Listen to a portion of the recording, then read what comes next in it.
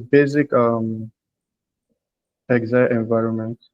So under this, I've already loaded the data. I'm going to close it. So now the first thing to do is to be able to get your data from your source. So data can be presented in different formats. The major ones are Excel formats, which is .xlx, or sometimes you see it as another file format as CSV, which is comma separated values. So now I'm going to open the previous data set given to us by DataCamp. I downloaded most of the files and I have it on my computer, so I'm going to open one.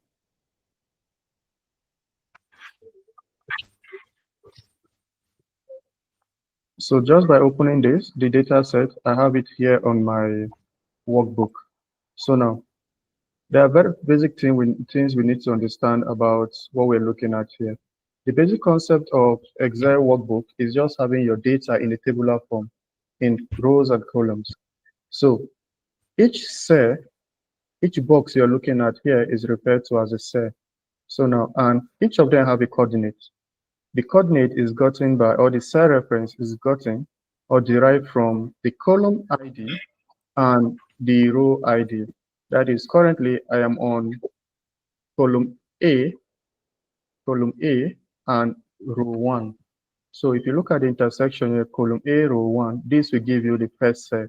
And the last cell will continue that way. We'll move down to XFD. Let me try it. We'll move down to XFD.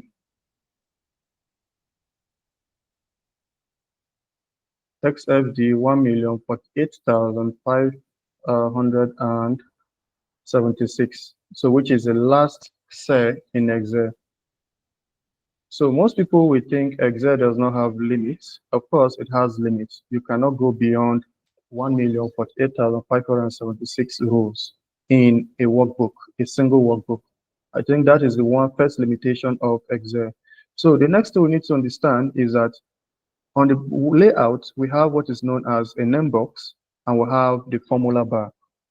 The name box is used to reference or know the current active cell. So any cell you're currently clicked on is known as the active cell, and this is the name box. This, if you notice there is saying B7, it means I'm currently on B7. And one thing I can also do there is that I can type any cell reference, and if I hit enter, it automatically takes me to the location. So towards the right-hand side, we have the formula bar. The formula bar also shows the contents of a cell. So any cell I click on, it is automatically showing me the value or the content inside that cell. If, for instance, I'm typing in a formula, let's say I'm using a simple formula, date function called now, which will give me the current date and time. Automatically, if I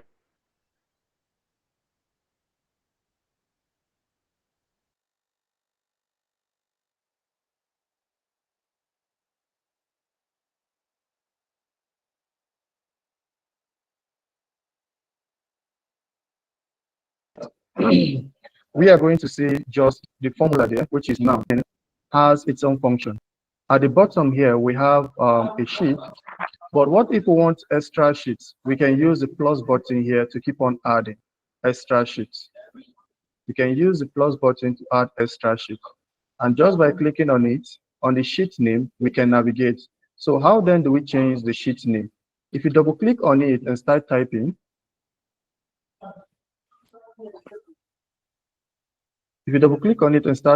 automatically the sheet name will change.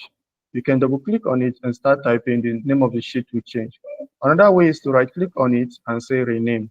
Then automatically you can rename the sheet name. How do we delete?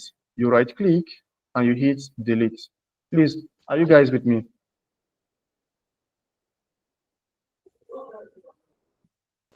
Yes.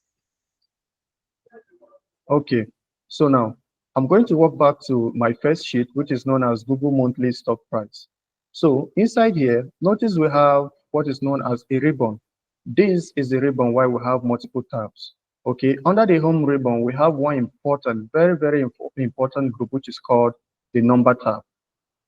Under this number tab, we use this a lot when it comes to data analysis, because if your data is not represented in the right format, you have a lot of issues. For instance, see something.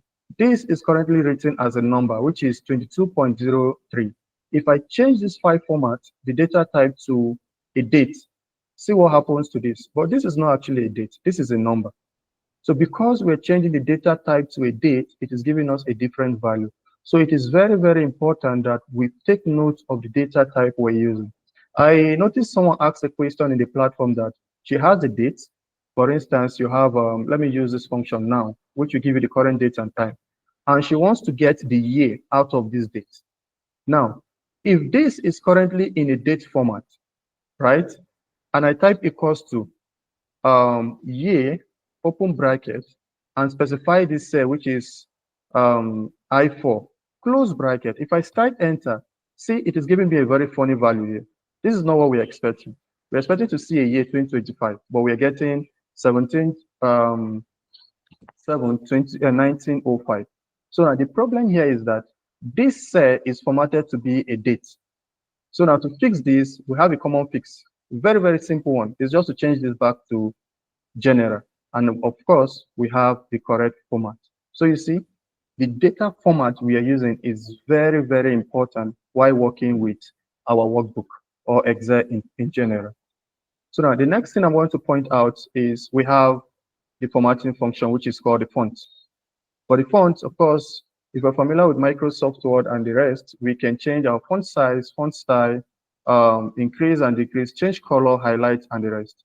For instance, let me use the bucket formatter, Painter. I want to change my heading to make them unique so that I know that this is representing my heading.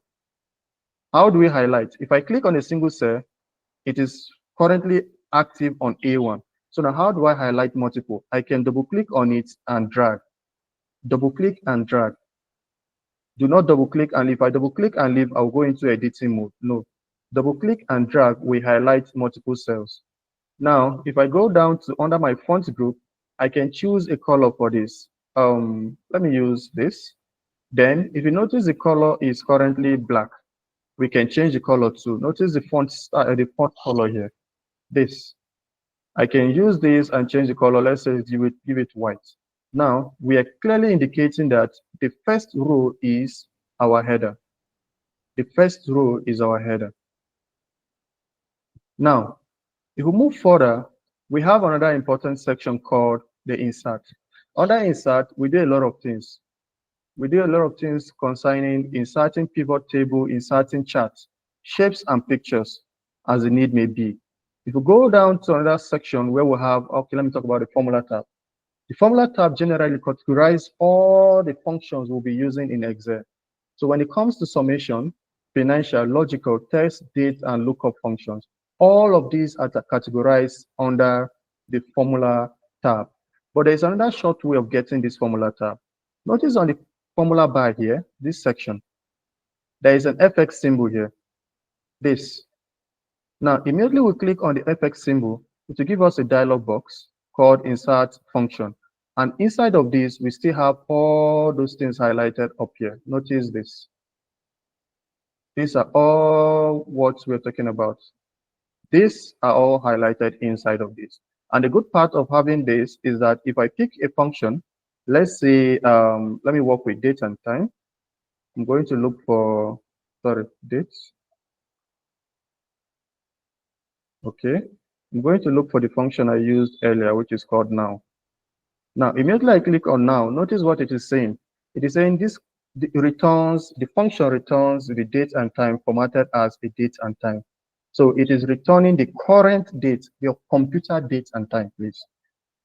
So using this dialog box can give you a hint about which function you're using and how to go about using the function.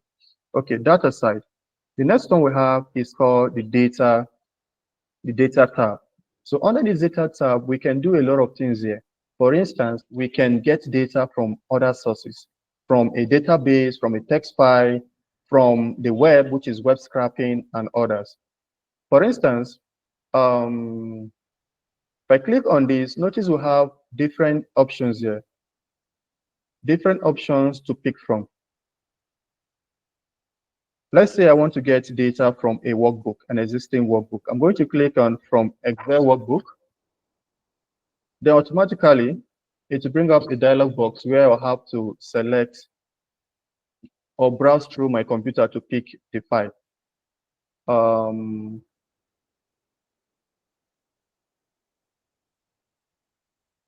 Let me use this. So copying data. Once I click on import, a dialog box will appear, showing me an overview of the data I want to import. It is going to give me an overview of the data we are importing. It's still loading.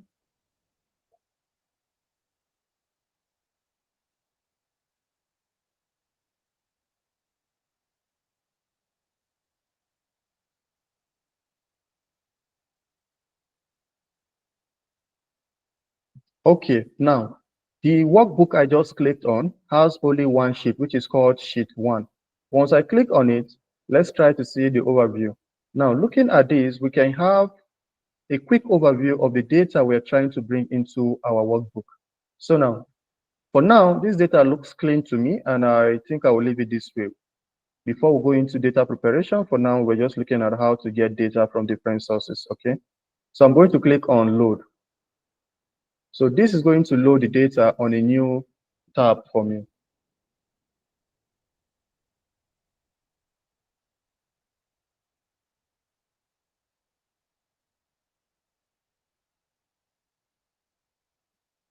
Okay, still processing.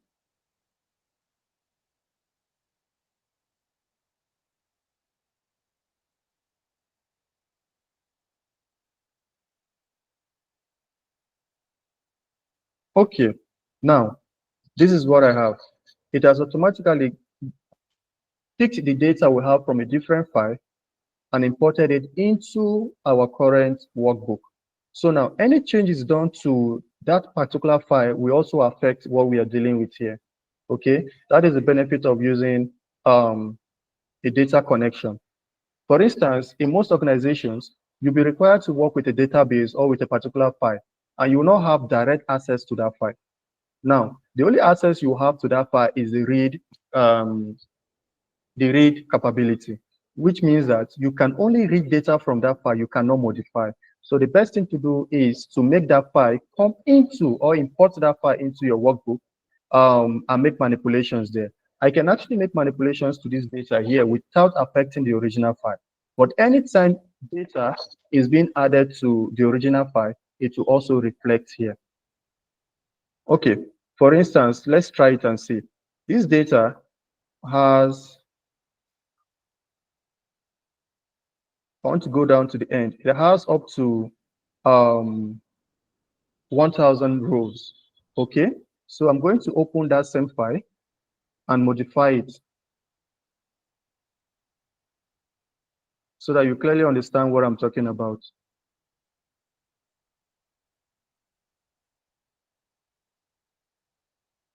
Hope I'm not too fast with this, please.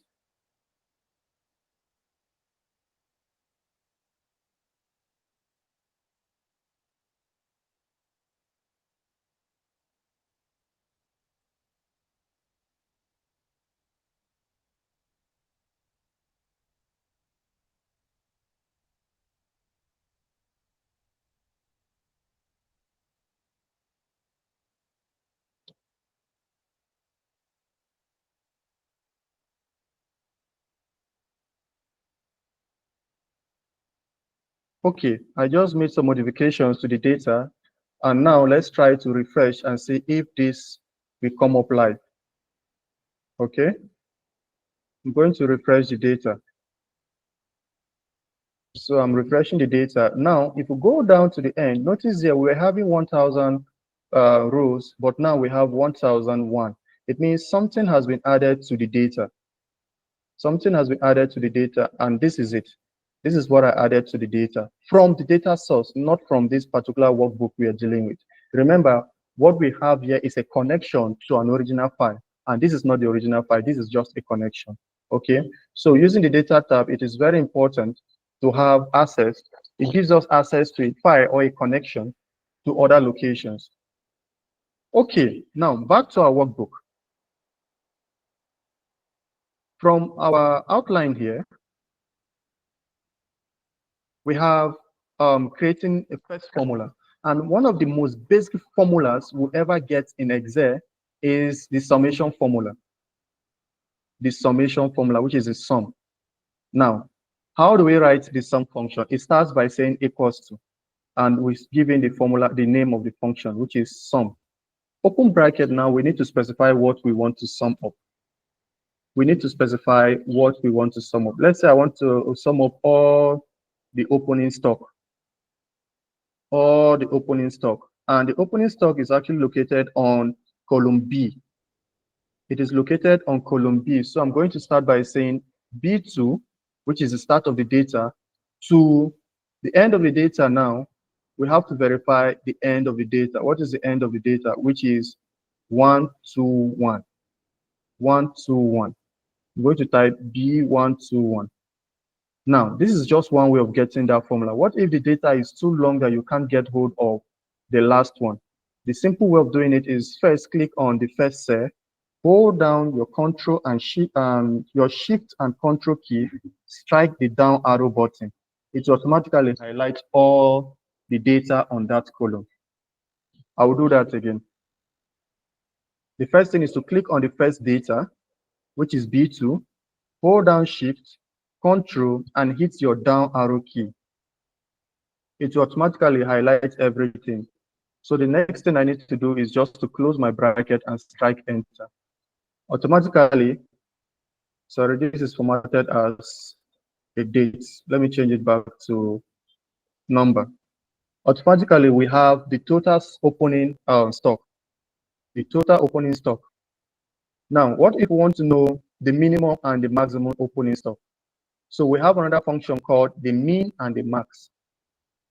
I want to know the minimum stock and the maximum. So I'm going to start by saying equals to mean, open bracket, and I'll do the same thing.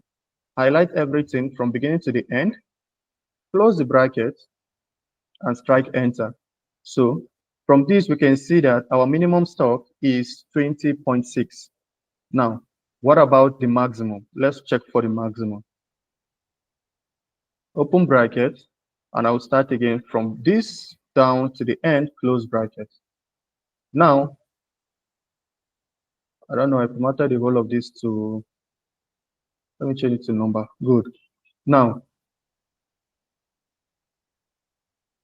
the minimum stock, sorry, I used, supposed to use max.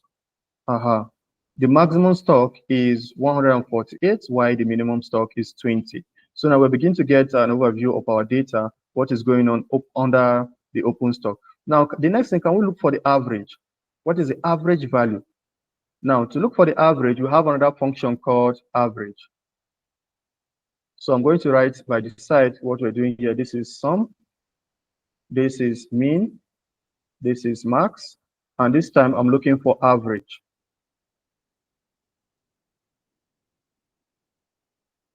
I'm looking for the average. Now, for the average, we're going to say equals to average, open bracket, then we'll specify the same range. We are using B2 to B121, close bracket, and strike enter. So now the average value is 61. The average value is 61. So most cases, if you're given a data, you're first going to analyze, understand what is going on within the data to look for, especially we look for outliers a lot when it comes to our data. That is data that are going beyond the average level. Mostly we call them standard deviation. Okay, so now moving forward, these are just some of the basic formulas we get in Excel, the basic ones. We can also do things like equals to 2 plus 2, which will work great, but it is time consuming to start writing manual formulas in Excel. Okay, another important thing, I'm not sure who is, check the other side. So there's another important thing we need to pay attention to. When it comes to Excel, it has a precedence, ways of evaluating our data. So if I do something like this, if I say we have equals to 2 plus 2 times 2. What do you think would be our answer? Please, I want to see your reaction in the comment section.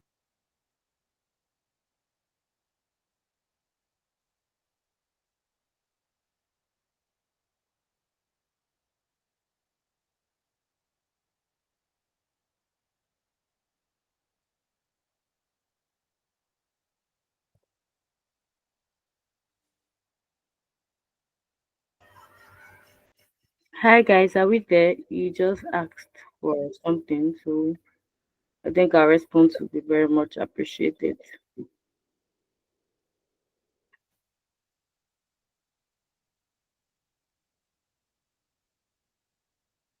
This is the question. We have 2 plus 2 times 2. So what would be our answer, please? Okay, Mary said eight. Eight. Okay, nice. So now let's try now. What about 2 plus 3 um, times 2?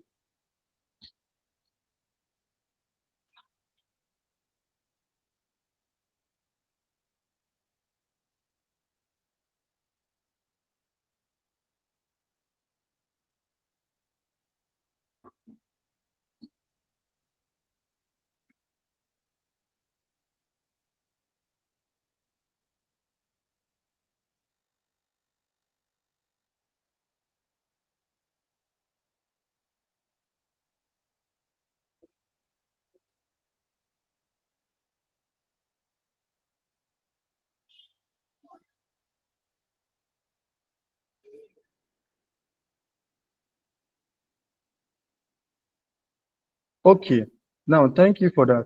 But what if our formula, or what we are looking for, was meant to be the 2 plus 3 before times 2? So in such situation, we need to first wrap it within a parenthesis, which is a bracket. We need to wrap it in a bracket because Excel evaluates bracket first before anything outside, followed by your exponential symbol, which is raised to the power, followed by your exponential symbol. Then we have multiplication, addition, subtraction. Okay, so it is very important we know the precedence, how Excel evaluates our formulas. Now, if I type equals to here and strike enter, we're going to get a different result. If I type equals to here and strike enter, we're going to get a different result. But here we're using the same formula. We're using the same formula, just that this one here has a bracket, while this doesn't have a bracket. So it is very important we understand. Yes, thank you, Jumbo. We understand how Excel is evaluating our formula while working with our data. So now, the next thing we have is converting our data into a table, because one of the most useful way of interacting with your data in Excel is having a table. Now, if we click on any section of our data, we go to insert. We go to insert, we can convert this to a table. Now, it is asking if we currently have a header. Of course, I have a header on my data. On my data, the first column is the header. So I'm going to accept this and click on OK. So this will automatically change to a data. And this gives us a lot of flexibility.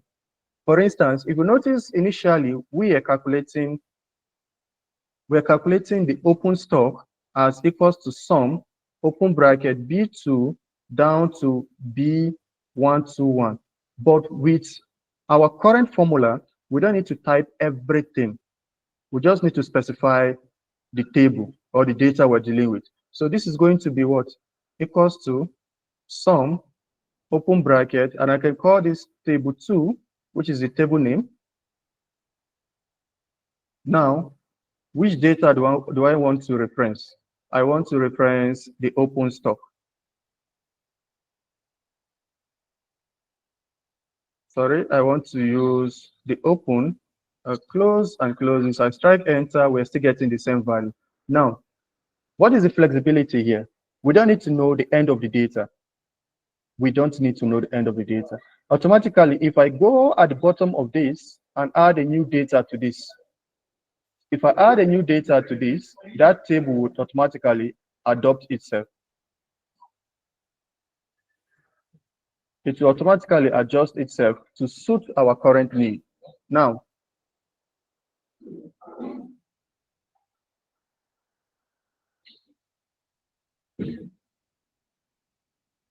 so the difference is that one automatically changes based on the data we're dealing with, while one doesn't.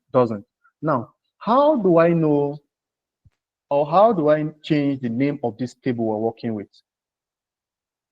How do I change the name of this table we're working with? Now, if you click on the table and you go to look at the formula bar here, a new tab will be added for us. A new tab which is called the table tab.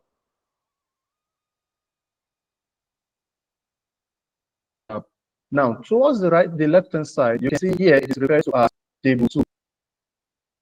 It is referred to as table 2. Now, I can change this. Let's say, for instance, I'm going to call this stock.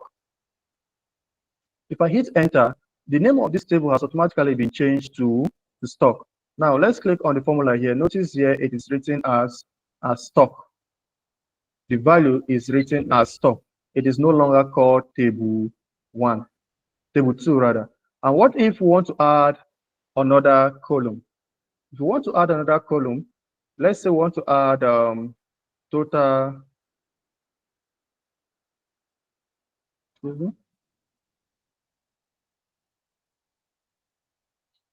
total stock.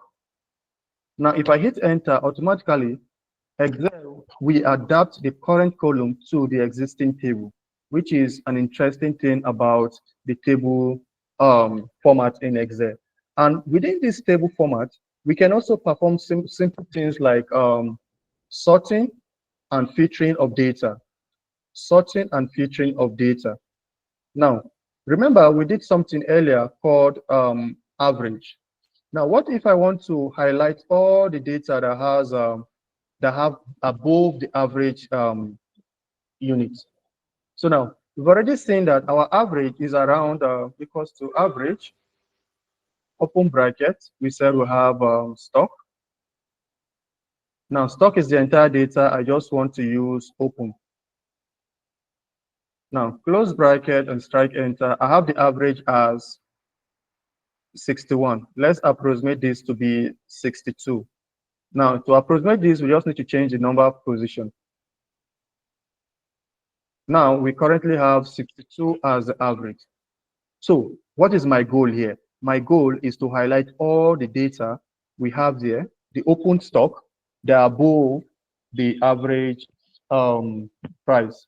So now I'm going to click on the drop down. Now once we click on the drop down, we have filter numbers. Now notice here we have equals to, does not equals to, all the rest. What I'm concerned with is the above average. Now, remember, I did the calculation there, which is average equals to this. Excel is going to apply the same formula here. I needed us to just understand why we are getting 62. Okay, Excel is going to apply the same formula. Now, if you notice here, we have values we have here are from 63 and above, from 62 and above, because our average price was 62. So we are getting 62 and 63 upward. That is, we have 63, 64, 65 down to the maximum. Okay. Now, this is just a simple way, excuse me, of filtering our data. So I'm going to go back and clear the filter and try it again. The first thing is to click, okay, let's try for high. I'll click on high. I drop down by the side. Click on number filters and filter above average. We can also go below average, but I want to see above average. We can also look at the top 10 values we have there, the top 10 high. So above average, and boom, we have it here. It's as simple as that. It is as simple as that. And one thing I've noticed with our data camp courses is that at every stage, once you open a new workbook, you'll be asked to clear the filter.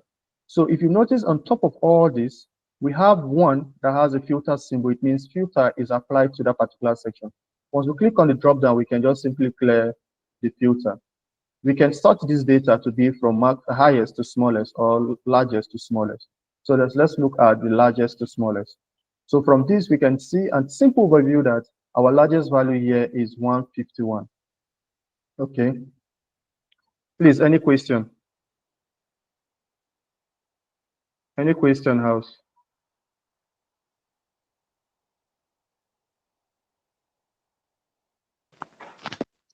I think there are no questions, so you can go ahead. Okay. Thank you.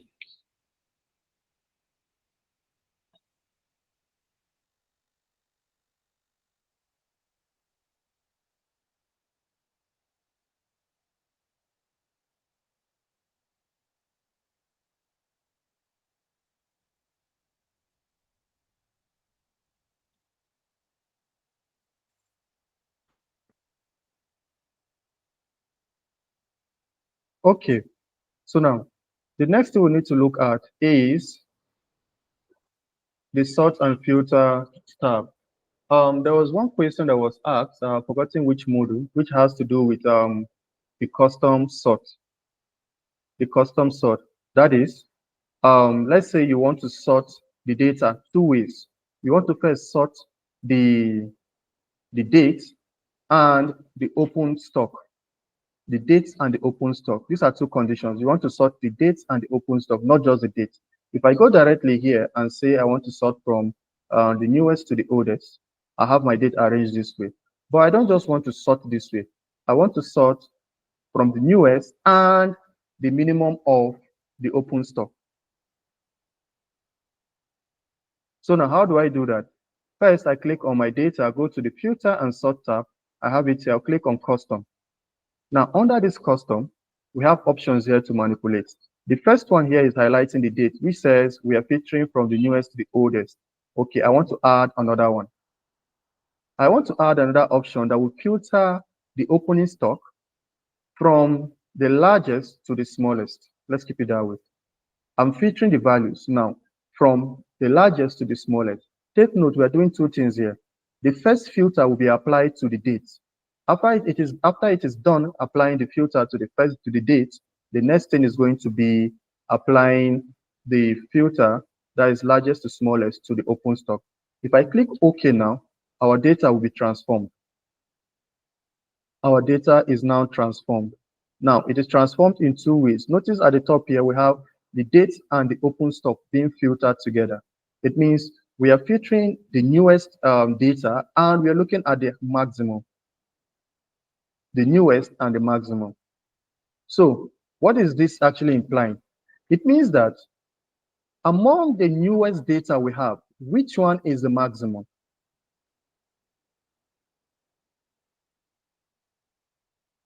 Among the newest data we have, which one is the maximum? Okay, so now that was, I don't know how fast if I can locate that.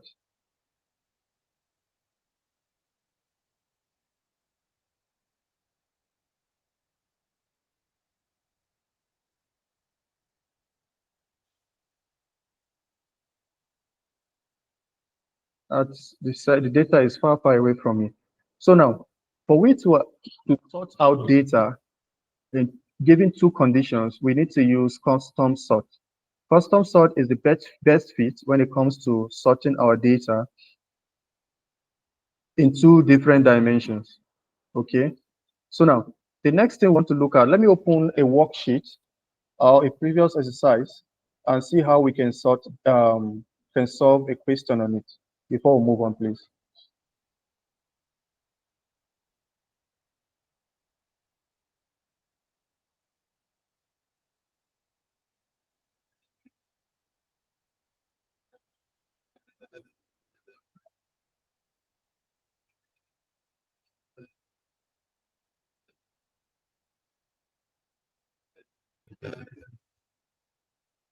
It's still coming up. It's coming up.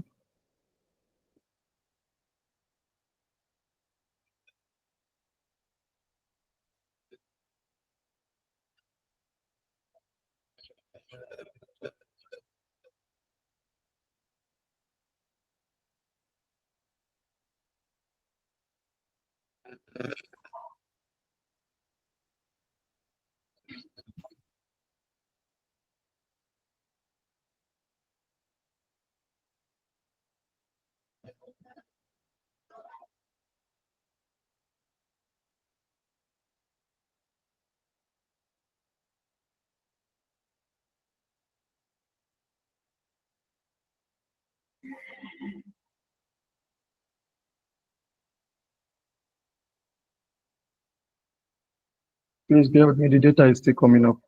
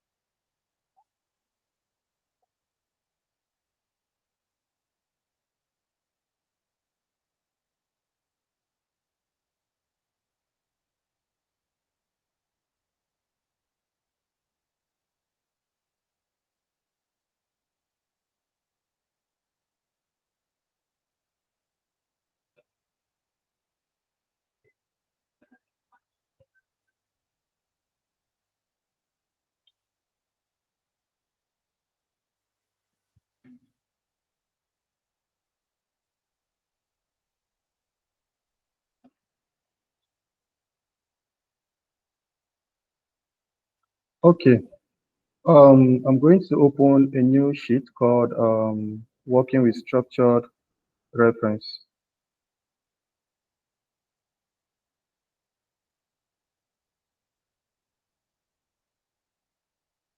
Okay.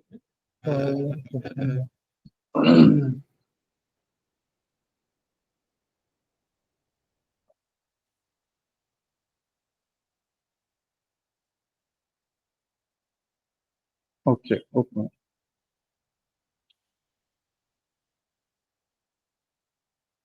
Now this is the data we're presented to. Please, can you see my screen? Need to close this. Round clear.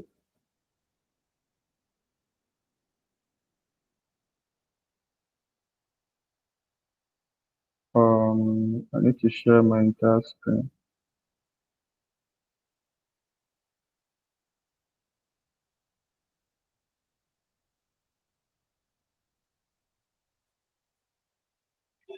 Uh-huh.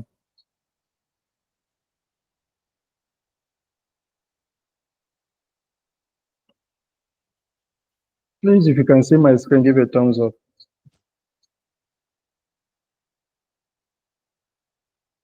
Okay, thank you. Now, this is what we're looking at. It says the Adventure Works is a global retail brand that sells bike and the rest. So now, what is our task? It said we should open this workbook. We already know how to open an existing workbook. So the next thing we're going to do is to check the next slide. It says create a column, create a new column, order delivery. This is the name of the column we're creating. So I'm going to copy the name. It says we should create this between delivery due date and customer name. So I'm going to switch to my data. This is the due date and this is the customer name. So now how do I create a column between these two? If I right click on the due date, delivery due date, it will insert it between order date and this. So the best way to do it is to insert it, to right click on the customer name. If I right click on the customer name and insert, it is going to insert data towards the left hand side. So our data is always inserted by the left hand side, not by the right hand side. Okay, it will move our previous data to the right hand side and give us a new column at the left hand side. So now what is the column name? We're asked to give the column name as order to delivery. Now that is all. What is the next task? It is asking us now to write a formula that calculates the difference between order dates and delivery due dates for each row. The difference between the two. Now, let's look at the two. This is the order date and this is the delivery date. This is one and this is this. So now, if we look at this, we notice that the difference between the two is just talking about minus, subtraction, the difference between the two. How do we get it? We just start by saying equals to. Now, we can click on this to reference this data, add the minus sign, and click on this. That is all. If I strike the enter sign, notice what is happening here. It is giving us the hash type, which means that this cannot be contained within this. So now, but one thing we're supposed to note between this is that the data we are meant to get is just a single number. Is a single number. Now, remember what I talked about formatting. This is currently formatted as a date. Let's change this to a number and see what will happen. We are getting a number. Sorry, wait, it is the inverse. We're supposed to minus this from this. I'm going to take that again. The inverse equals to, this is the order date, that will minus it from this. Will give us exactly what we want. So now, the next thing is to change the decimal place. Is to change the decimal place to what? To number. Just its whole number. Now we have the difference between the delivery due date and the order date is just 4. The difference is just 4. Let's move on to the next section. It says the data doesn't look quite right. It defaults to a date, which is something we just did now. By changing it to a number type, of course, we've done that. So now the next question, it is asking how many days on average does it take for Adventure Works to deliver once a customer has paid blah, blah, blah to the nearest whole number? On average, how many days does it take on average? So now, how do we get the average of this? How do we get the average of this?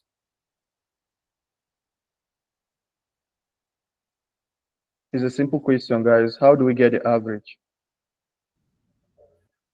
Okay, what we are going to do is we select the first item under what we just calculated, then go to a new cell, click equals to, then type the formula average, then do Control Shift down to give us the Okay. average of that particular. Thank you so much. Now, that is one way of doing that. Another simpler way of doing it is that Excel automatically gives us a summary of a column we highlight. Now, I'm going to highlight H. Notice something at the bottom here. Notice something at the bottom here. It is telling me the average, the total number of items on that column, and the sum. Okay, it is telling me the average, the total count, and the sum. So now, okay, for instance, let's try it out. First, I need to know the name of this table. The table is called sales. So I'm going to do the same thing you just explained, equals to average, open bracket. Now, what is the range? I'm going to type the name of the table, which is sales. And we're looking at, what is the name of that column again? Okay, order to delivery. Order to delivery. Where is it? Where is it? Where is it? Okay, this is it. Order to delivery. Close and strike enter. Now, this is our value. Our value is what? 5.9. So if we approximate, the value is 6. Now, you can see that this same value we have here and what Excel gave us as a summary of this data is still the same thing. And if we go back to the question here, we're asked to round the number to the nearest whole number. So I'm going to enter 6 here as the value and click on submit. And wahoo, we are done with that. It's as simple as that. It is as simple as that. So the step you took and what I did are the same thing, just that one is faster when it comes to getting a summary of the data than the other. So using the same pattern, you still get your answer as 6. Okay, let's move on to another one and see. Okay, filtering data. Let's look at filtering data. So now we're asked to open the sales data again and display to display orders from September 2017 only. September 2017 only. Okay, let's go back. This is the same data they are using. This same data. There is nothing different about the data. Okay, so let me delete this and focus on this. So now, where is the date? It said we're to sales worksheet display order from what? From this date. So we're looking at the order column.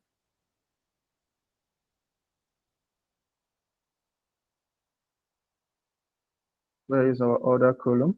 Order dates, good. Now, this is it. This is the order date, and we are asked to filter data only from particular dates. So now, if we move down here, we see we have September. But September what? These are different dates. This is not just what I want. I want all the data except one. So I'm going to pick this, which is one. And as a side of this, I'm going to, okay, let's do it this way. On select and take in September and click on OK. Now, our data here is displayed only on September. Only September. It says September 2017 only. And we just filtered our data to have September 2017. So it doesn't matter which day within that September, it wants all the value from September 2017. Now, that is the first task. The next thing we have to do is to now apply a sort. Good. Now, this is what I was talking about. We are asked to apply two sorting here. It says it's time to sort your orders by two columns in the following priority. It means we have to sort this first, followed by the second one, which is the order date. So now, how do we do this? The first thing we do is by locating the sort and filter section. So I'm going to click on sort and filter towards my right-hand side on the home tab. Then I'll click on custom sort. Now, under this custom sort, here we can perform the sorting. Now, what do we do here? The first value we're to sort is called customer name, right? Customer country. We have to sort the customer country. Okay, customer country highlighted. It says A to Z. Now, once we are done with this, it says we should add another one, which is what? The order date. Now, for the order date, where is it? Order date. It says we should use oldest to newest. Now, oldest to newest, we click on OK. Now, our data has been highlighted, so has been filtered or sorted out to have the order date and customer country. Where is it? Customer country. So now, let's move on to the next stage. It says, what is the order number for the first value for the visible row in the table? What is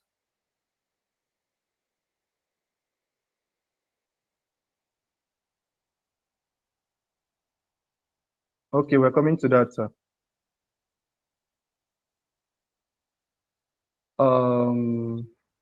It is asking, what is the order number for the first visible row? Now, this is our data, the one we formatted. The first visible row is this. This is the first visible row, and the order number is 44 SO 44323. Now let's go back and check that. 44, we have one matching here. We have 44323. Let's click on submit and see. Boom, we have our result.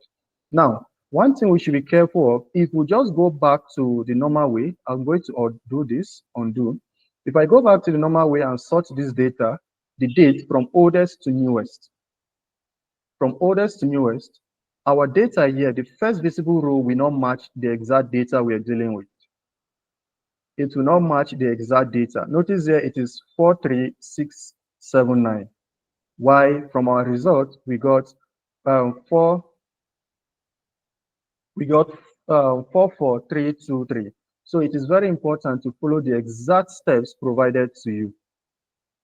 So how did we do that again?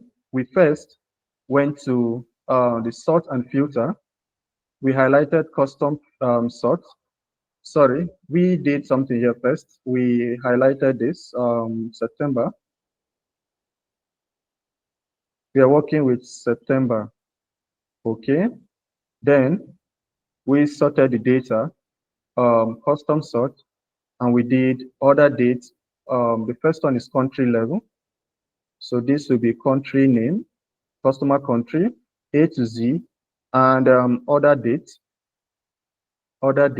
oldest to newest, and click on OK. Our data now is sorted in the right order. So 4432 is our correct answer for this. Any question concerning this before we move on, please?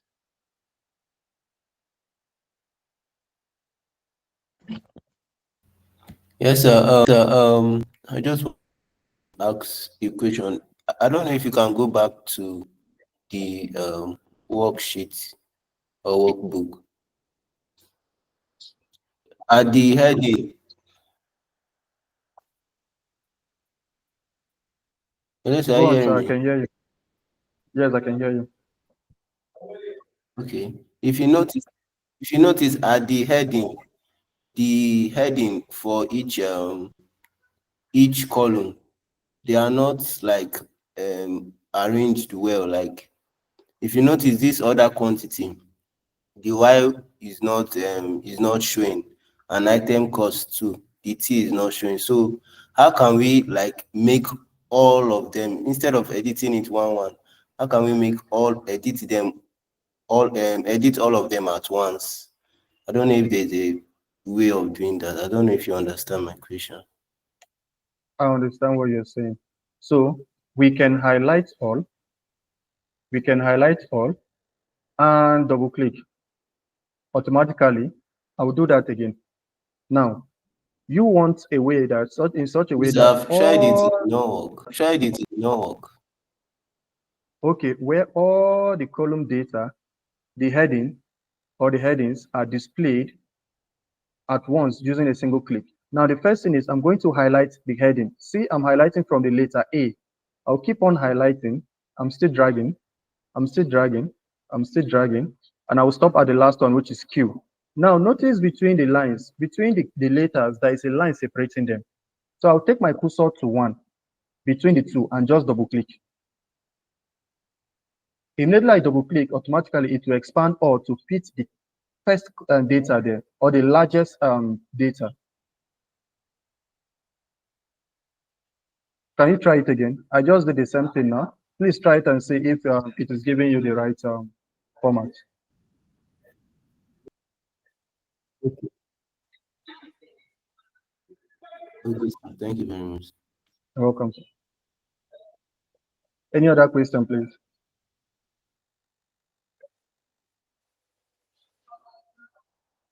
Okay, someone is asking how to create visuals, pivot tables, and charts. Okay, creating of visuals, pivot table, and chart are on a different section, but let me just give you an overview on how to do that before we move on. Okay, now this is my table. I'm going to clear my filter, please. I'll clear my filter for this. I have everything highlighted. Okay, now this is my table. This is my table, and how do we create a pivot table? It is very simple. First thing you do, you click on Insert, and you have pivot table here. I'm going to click on pivot table. We have this dialog box asking us which table we want to reference. Of course, I want to reference my sales data, which is already highlighted. And I don't want to do a mistake here by using the existing worksheet. It is very bad. So we are going to insert it on a new worksheet and click on OK. Now, once we click on this, we have a pivot table. Let me call this pivot table. Okay. Now we have our pivot table, and we can do some simple analysis with this. We can just drag in our rows and columns to get in our values. It's as simple as that. For instance, I can see the cities, and I can see what is it called? This, I'm looking for, the cost of items for each city. And you see, this is as simple as that.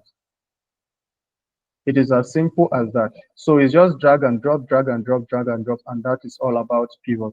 And with this, you can also create a visual with it. It's as simple as that. Now, how do we create? I'm going to add another tab. Or let me use our previous data here. How do we create a chart from this? Let me use this pivot table. How do we create a chart with this? How do we create a chart with this? If I click on insert, I can click on recommended table and see I have different charts to use from this. And if you notice something here, the one of the worst charts you ever use on this is your column chart. So creating visuals is very simple. There are just key recommendations when it comes to creating visuals in Excel. So now the next thing is Mr. Jumbo made mention of, let me check it. Okay, the message is no longer there. So now let's look at the next one, which is formatting. It says formatting tables, and we are still making use of, which data set are we using this time? I think we are still using the sales data set. So now we are to format our data. It says remove any previous filters applied from the last exercise. So I'm going to do that. Let me delete this, please.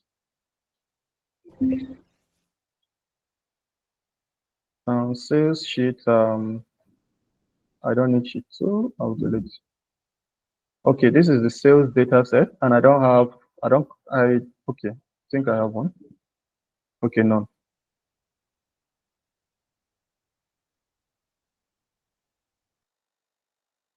So now, let's look at this. Says change the sort.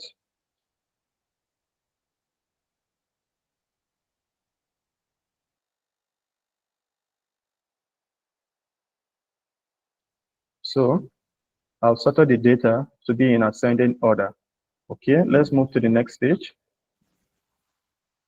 It says format the following columns as currency: item cost and item price.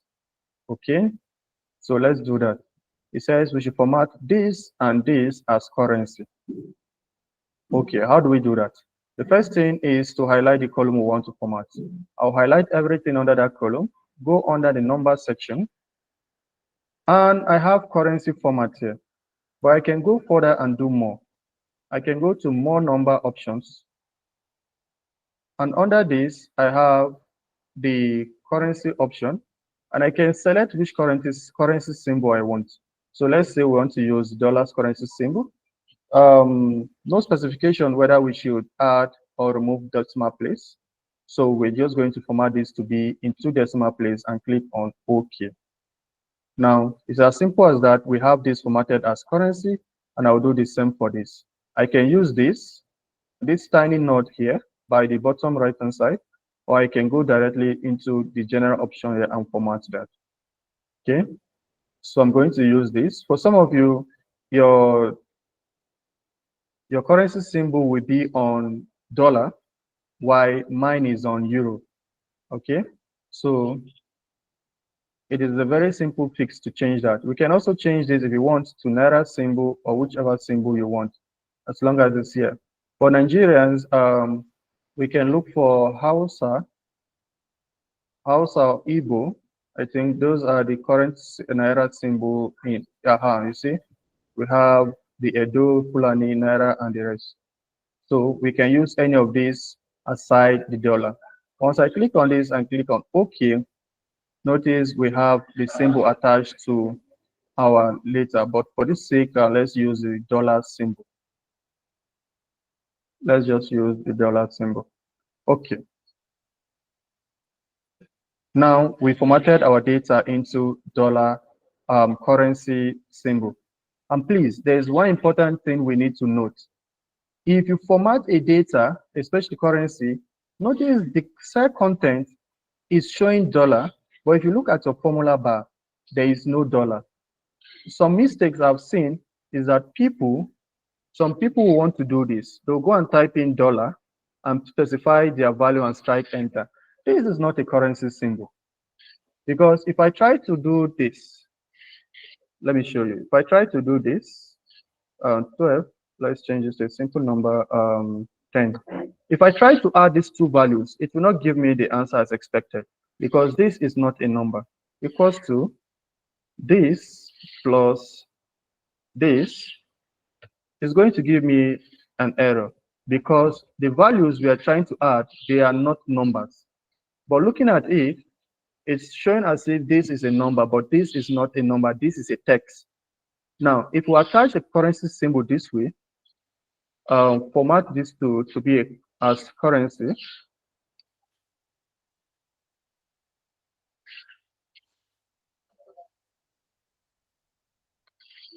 Now, format this to be as currency. If I try to add these values now, we should be able to get 20, 22. You see, we are getting 22 here, but here we are getting error. And in most cases, sometimes if you are given a data, it comes as in this format. So you'll be the one to clean that data up. You'll be the one to clean the data to separate this dollar symbol from the value, the actual value. Okay? To separate the data from the actual value. It is very important for you to take note of this.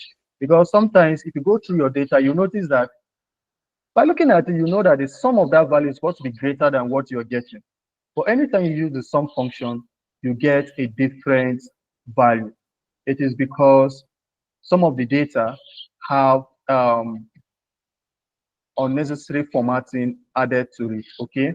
So it is important we format our data in the right order.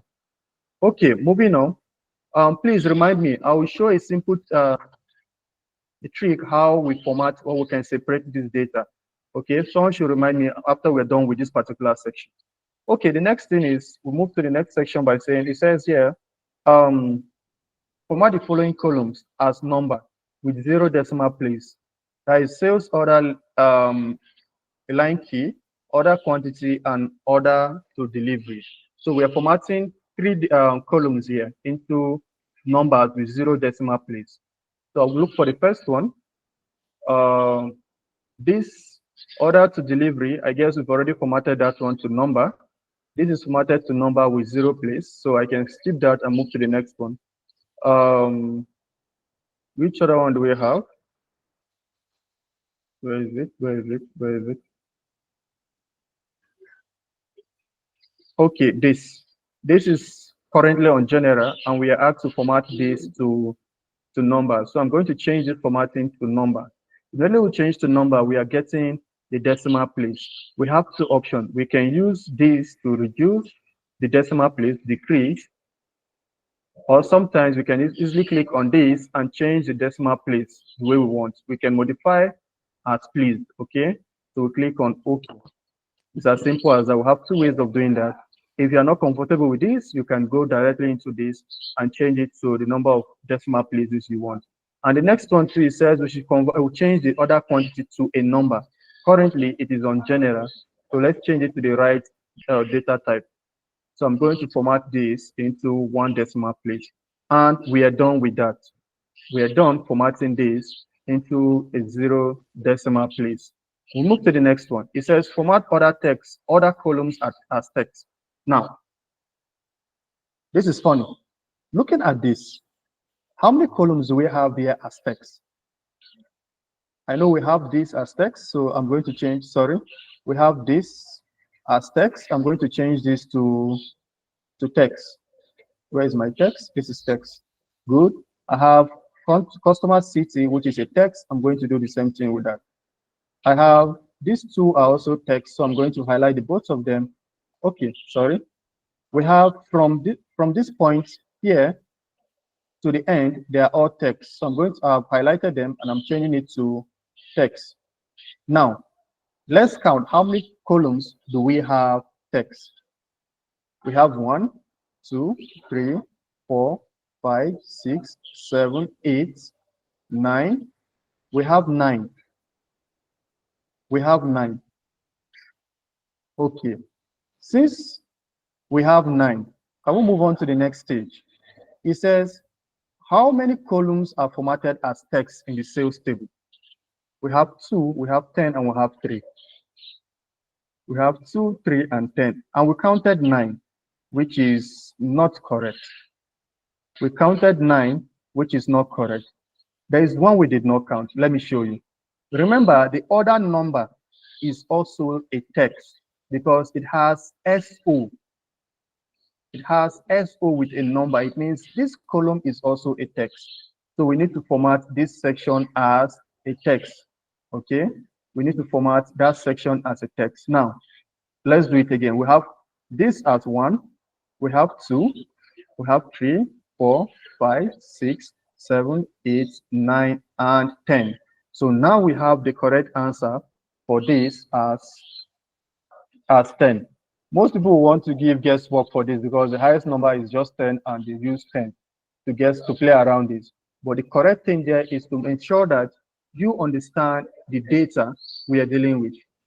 This one here, the first one is a text because it is contained between what? A text and a number.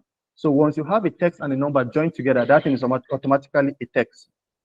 We have this as a text, as a number, this as a number, this currency, date, number.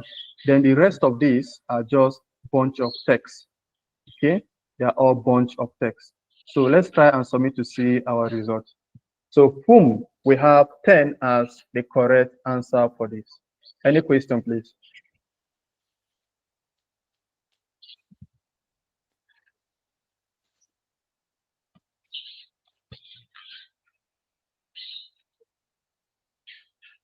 Any question? If there is no question, let's jump back to what I was explaining about this.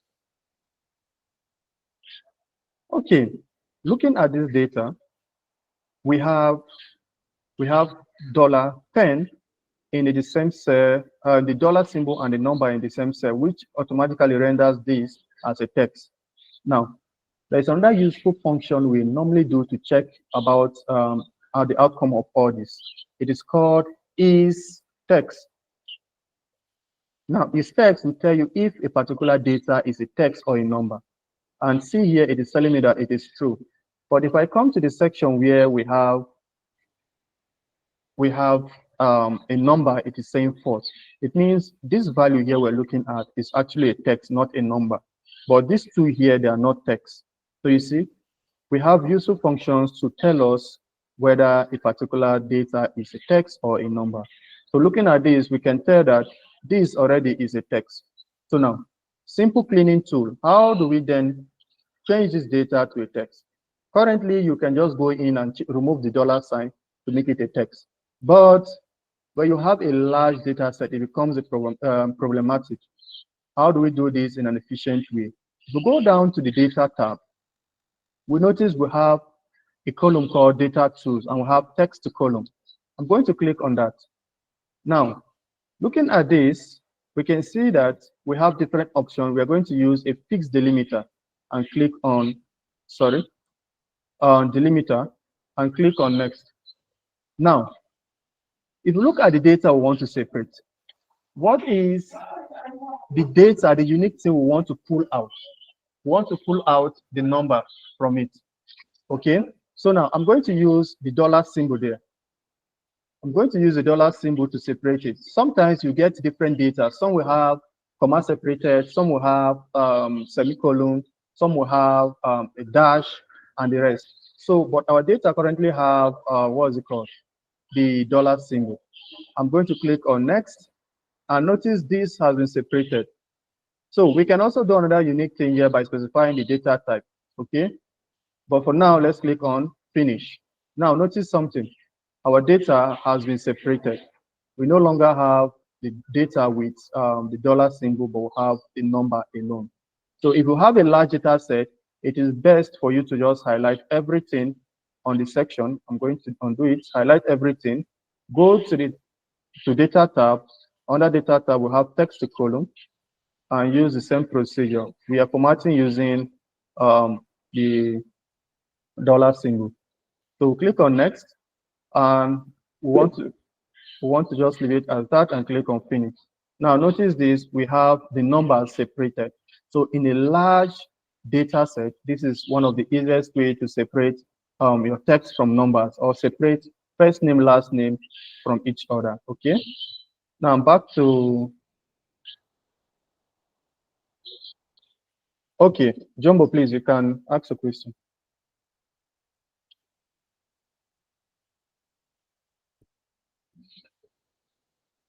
Okay, sir. The question I want to ask, for instance, if we are given a data set and we're asked to find,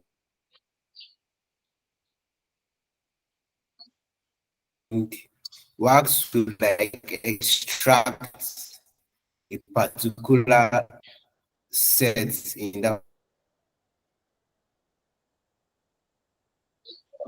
Please, I cannot hear you clearly. probably for a particular category, and delete the rest. How do we go about that?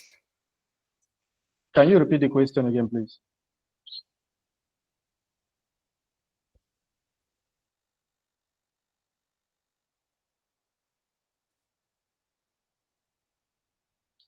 Mr. Jumbo, please, can you repeat that question? Yes, sir. Can you hear me? Yes, I can hear you now. Okay. I said if we are given a data set and probably we're asked to probably analyze for a particular section in that data, that we should like delete every other thing and focus on a particular section in that data set. How do one go about it? Okay, so now it depends on how the data is arranged. Now, when it comes to analyzing your data, right from the beginning, you study your data and know which sections are relevant to you. Some sections are not actually relevant to us when it comes to analyzing our data. So it depends on the task at hand. Okay, if we go back to this data set, now looking at this data set, it depends on what we are looking for. It depends on what we want to analyze, what we want to present, the insight we want to generate from this data. Probably not all the informations here are actually valuable to us. Okay, so if a particular information is not valuable to you, that you can just highlight that particular section and delete. But if you want to, if within the data set where you have, for instance, you want to look at the performance of bikes on the product. So now, in this case, because the data is highlighted in a different form, which goes between rows, we can filter this data based on the information. For this, they are all bikes. Let me look for something different. Okay, products category. We are looking at, you see, we have two categories here. We have the mountain bikes and the road bikes. So let's say you want to analyze data for the road bikes alone.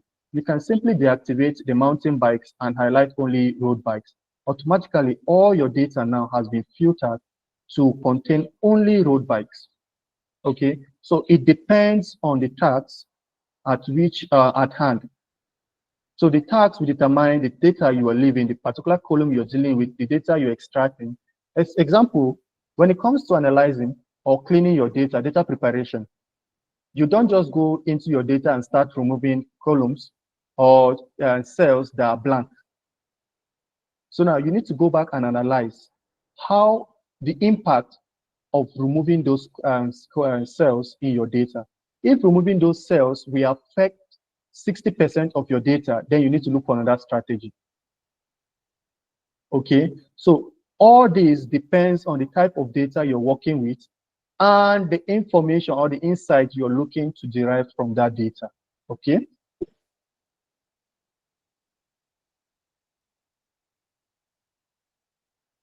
All right, sir. Thank you so much. I really appreciate it. Okay. Let's continue to, okay. I think I just noticed something from our data set here. Let me clear, where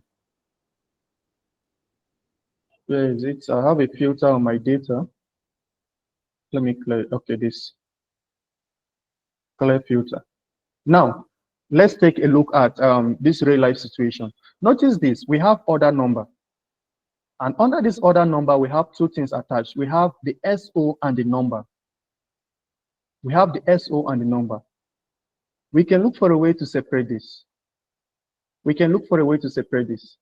Sometimes you'll be required to just give the code, which is the number itself, not the complete order number. So we can also use different text extraction tool to look at this. Okay, to look at this. For me, managing data. No, not you. Got this.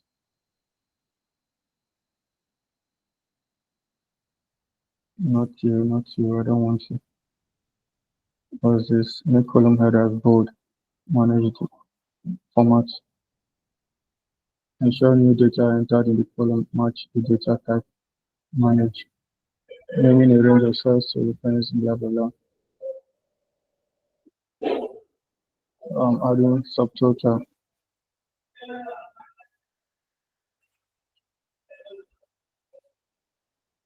Highlights.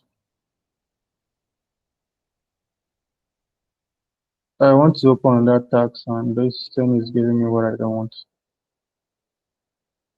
Got it.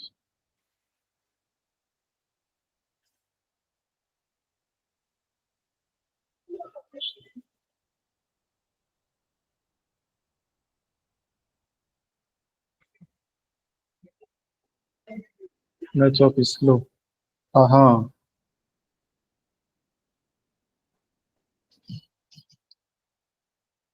We have another exercise here, naming range. We have another exercise here, naming range. So now, if you look at our data, most of this data you're looking at can also, just like the way we have each cell, please, I have not forgotten about this question. This one we're talking about formatting. But let's look at the naming range before we come back to this. Now, if you notice, each cell here have a name. Each cell here have a name. Each one. Notice here, you have B11. As I'm clicking, the cell name is changing. Okay. Now, we can also highlight a particular section and give it a name.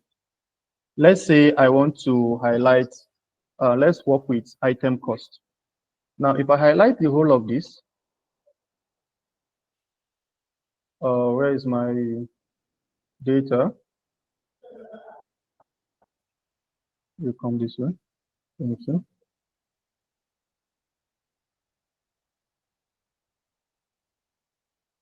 Please, where is where? No.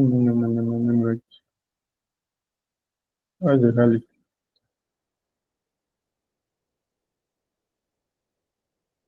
Okay. Very difficult now to get the name range section.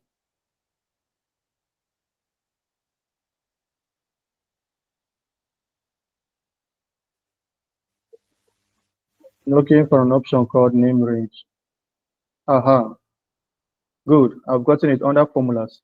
Now, I just highlighted this column called item cost. Initially, anytime we want to type, we must specify the range of that data. But we have another way of doing it. Instead of just specifying the name, the range, we can refer to item cost directly without typing any formula cell reference. So now if I highlight everything, hold down Shift and highlight. Under Formulas tab, I can click on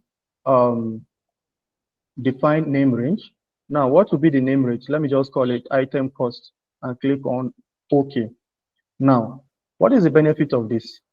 If I am anywhere within my cell, I can use the same name here, item cost, to locate that same position on my data.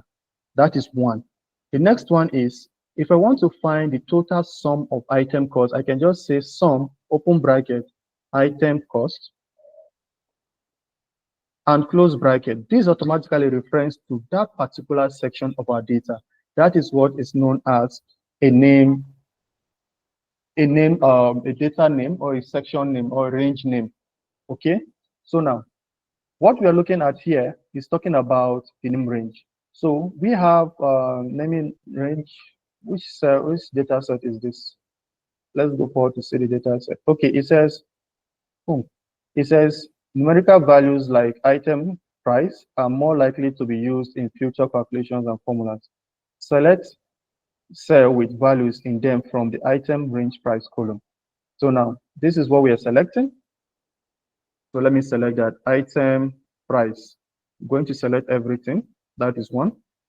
Now it says item price, name the range as item price. The same step we took earlier is what we are doing now by using the underscore define name filter in Excel.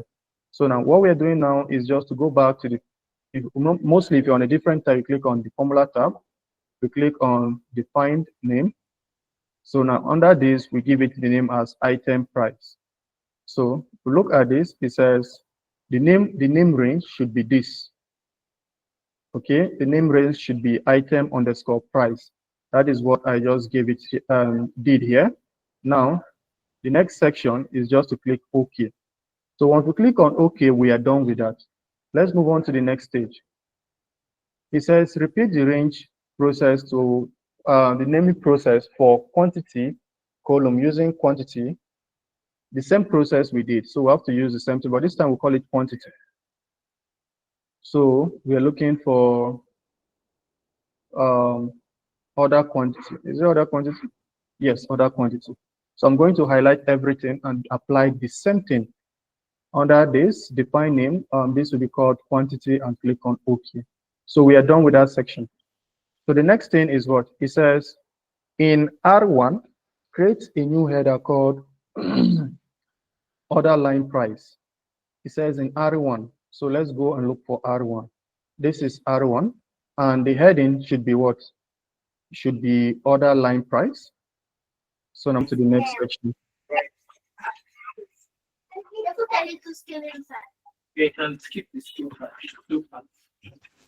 Okay. Please, any question before we move on? I think we've spent roughly 2 hours now.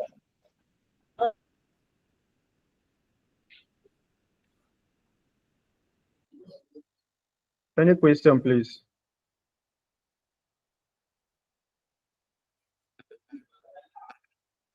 Generally, please, any question?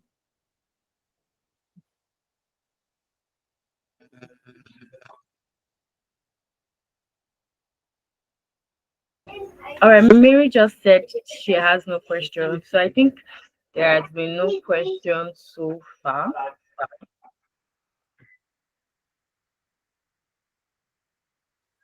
Okay, it means we are all clear with the explanations.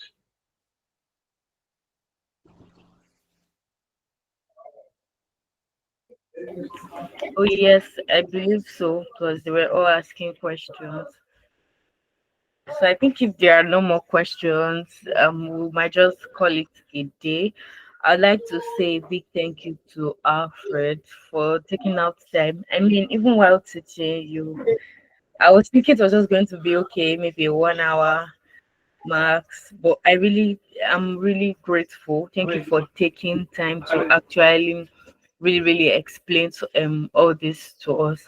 I'm sure this particular video would be something that every other coming cohort would actually make.